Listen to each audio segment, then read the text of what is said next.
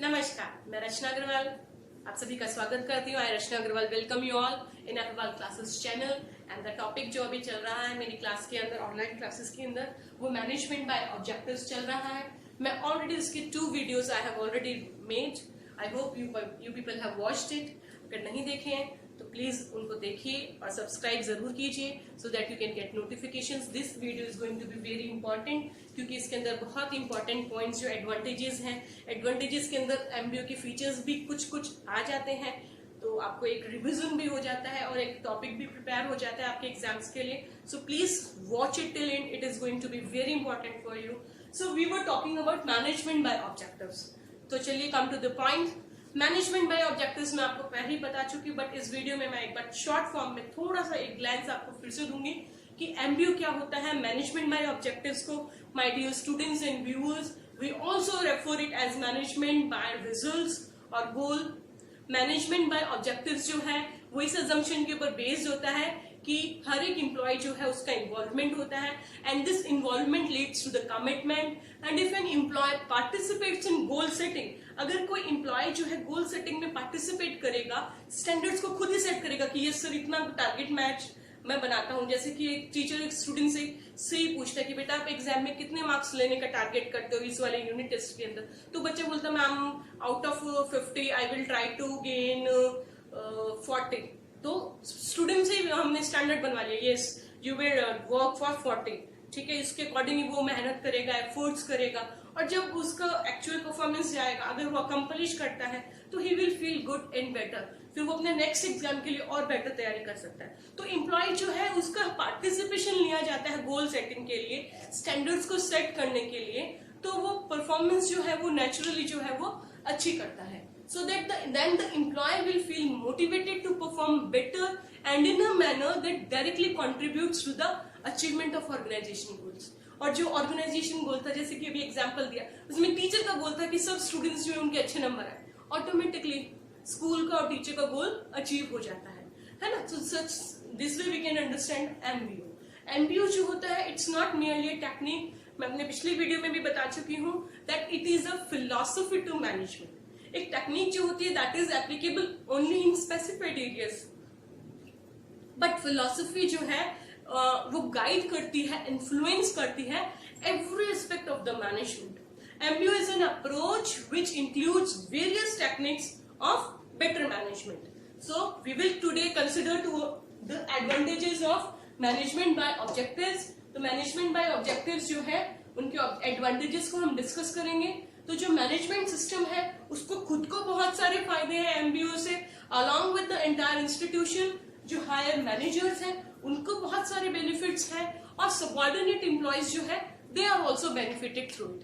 तो मैं अभी डिस्कशन इन तीनों ही पॉइंट्स में करने वाली हूँ कि बेनिफिट्स जो है, benefit towards the organisation, benefit towards या advantages towards higher managers of MBO, and MBO के एडवांटेजेस टुवर्ड्स द सबऑर्डिनेट्स। तो सबसे पहला पॉइंट है advantages of MBO towards the organisation. Very effective management and best management को ये enhance करता है, मैनेजमेंट सिस्टम को इम्प्रूव करता है, मैनेजरियल स्किल और परफॉर्मेंस को इम्प्रूव करता है, क्योंकि सभी एम्प्लॉयज जो है ऑब्जेक्टिव ओरिएंटेड काम कर रहे हैं। By adopting MBO the managers achieve their organisational goals and the management is efficient when the teams output is higher than the input and resources are optimally used. It is directly related the employees' productivity or how much time they take to meet their goals and objectives. Organizations that follows MBO are more productive at their jobs and their efficiency increases. Then comes the next one is best planning. Effective planning जो है बहुत जरूरी होती है, और उसके लिए बहुत जरूरी होता है गोल्स का प्रॉपरली सेट होना।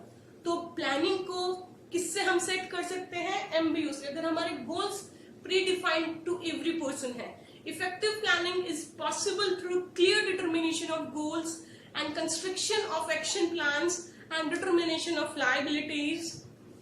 The purpose of planning is to develop a blueprint, है ना। कोई भी बिजनेस को ग्रो करने के लिए हम ब्लूप्रिंट बनाते हैं, प्लान्स बनाते हैं। तो the planning will be better अगर एमबीओ के साथ होता है, ऑब्जेक्टिव ओरिएंटेड एक ऑर्गेनाइजेशन होता है। The better the planning is, the easier it is for management to take action.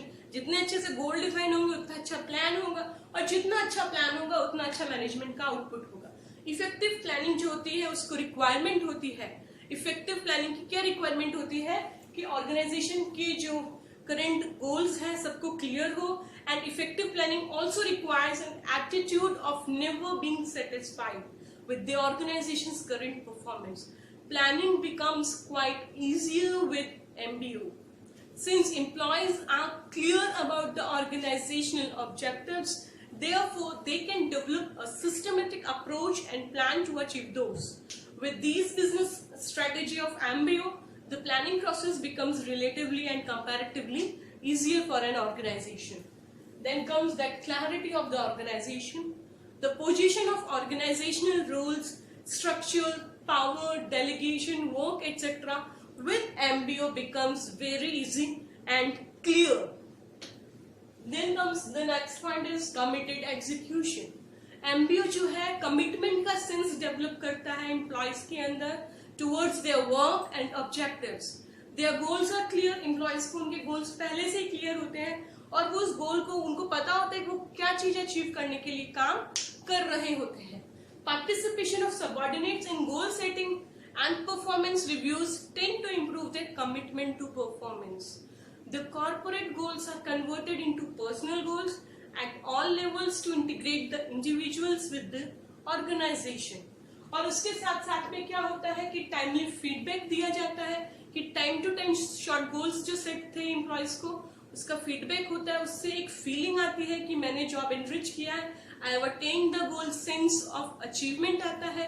उससे जॉब के प्रति आपका सेटिस्फेक्शन लेवल इंप्रूव होता है एज एन एम्प्लॉय और मोरल भी बूस्ट अप होता है. फिर इम्प्रूव्ड कम्युनिकेशन होता है क्योंकि शॉर्ट टाइम गोल्स हैं, आपने उनको अचीव किया है तो आप टाइम टू टाइम अपने जस्ट अपने जो बॉस है उनको आप इंटीमेट करते हो, तो उससे आपको इन्वॉल्वमेंट इंक्लूडिंग फील करते हो कि आप ऑर्गेनाइजेशन जो है आपका अपना है, आपकी भी बात सुनी जाती है, आपको एक साइकोलॉजिकल सेटिस्फेक्शन होता है. और if you are psychologically satisfied it stimulates to work harder for the next goal achievement. And conversion of organisational goals into personal goals जैसे कर दिया, सबको छोटे छोटे पर्सनल गोल्स कर दिए, एक बड़े गोल जो ऑर्गेनाइजेशन गोल्स है, तो उससे इंटीग्रिटी होती है इंडिविजुअल की with the organization. MBO ensures performance by converting objective needs into personal goals and by providing freedom to subordinates. Then comes effective control. Effective control क्योंकि short time goals इसके अंदर decided होते हैं, तो employees को limited goals होते हैं, plans उसके लिए इफेक्टिव बन जाते हैं, एक्टिविटीज लिमिटेड होती है करने के लिए, वर्क डिसाइडेड होता है करने के लिए, तो टाइम टू टाइम जो है प्रोग्रेस को आप इजीली कंट्रोल एंड मॉनिटर कर सकते हो. ये थे advantages of MBO towards the organisation. Now the second main head comes is advantages of MBO for higher managers. Higher managers को भी इससे बहुत बेनिफिट्स होते हैं and they are as follows. The number one is easy to guide subordinates. बहुत easy हो जाता है सबऑर्डिनेट्स को हायर मैनेजर्स के लिए गाइड करना. The objective in MBO provides a guideline, क्योंकि हर एक सबऑर्डिनेट को गाइडलाइन दिया जाता है एक सिस्टम के थ्रू, एक प्रोसीजर के थ्रू. तो the degree of delegation of authority, fixation of responsibility, allocation of resources can be decided on the basis of objective of various departments and various individuals. Then comes assessment of the subordinate functions. जो subordinates जो है काम कर रहे हैं उनका time to time assessment करना easy हो जाता है. The corporate, departmental and individual objectives are used as a yardstick to measure performance. A comparison of targets and actual results will enable managers to judge the performance. Employee ने जो standards targets fix किए थे और जो actual results आए हैं उसको वो जज कर सकता है सबऑर्डिनेट के परफॉर्मेंस को, और टॉप लेवल भी सिमिलरली जज कर सकता है मिडिल लेवल मैनेजर्स की परफॉर्मेंस को इसी तरीके से. तो सबऑर्डिनेट्स कैन भी उनकी जो परफॉर्मेंस है उसको असेस कर सकते हैं. देन कम्स कि उनकी मोटिवेट हम कर सकते हैं, they can be motivated easily. Coordination उनके लिए हम लोग अच्छा बना सकते हैं. अलग अलग डिपार्टमेंट्स के जो एम्प्लॉयज हैं उनके लिए कोऑर्डिनेशन जो है सिंपल और इजी हो जाता है. क्योंकि एमबीओ जो है स्ट्रक्चरल गोल्स को आइडेंटिफाई करता है, क्लैरिफाई करता है, तो एक हार्मनी करना ऑब्जेक्टिव्स का among different individuals at different levels, at various levels, to have a common direction. सबके अपने अलग अलग छोटे छोटे goals हैं, but they all have a common direction, that is organizational goals. Every individual knows clearly his role in the organization, his area of operation and the result expected to him. हर एक employ को MBO के through clearly बता दिया जाता है कि आपका ये रोल होने वाला है, ये आपके एरिया ऑफ ऑपरेशन होने वाले हैं और ये आपसे रिजल्ट एक्सपेक्टेड है. तो interlinking of corporate unit and individual units help in decentralisation of authority and fixation of responsibility. So MBO results in clarification of organizational goals and structure. It promotes and integrates view of management and helps interdepartmental coordination. Then comes that advantages of MBO towards subordination. Subordinates जो होते हैं उनको भी MBO से बहुत सारे benefits हैं. जैसे कि नंबर 1 जो हम कह सकते हैं, जो एम्प्लॉयज होते हैं उनकी जो नॉलेज होती है गोल के बारे में, उन्हें पता होता है कि उनको छोटे छोटे सिंपल टारगेट्स हैं, उनको अटेन करना है, तो उनके लिए इजी और सिंप्लीफाइड हो जाता है.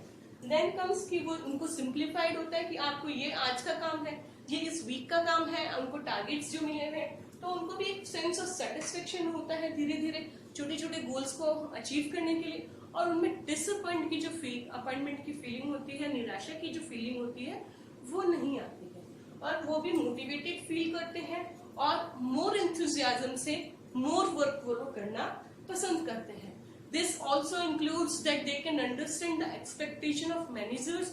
उन्हें पता होता है कि आज का मैनेजर हमसे क्या एक्सपेक्ट कर रहा है. उससे क्या होता है कि कंटिन्यूएशन रहता है, इंटरेक्शन रहता है बॉस और सबऑर्डिनेट के बीच में, सीनियर मैनेजमेंट और लोअर मैनेजमेंट के बीच में. उसकी वजह से जो है कि किसी भी तरीके का मिसकंसेप्शन नहीं होता है, मिसअंडरस्टैंडिंग नहीं होती है.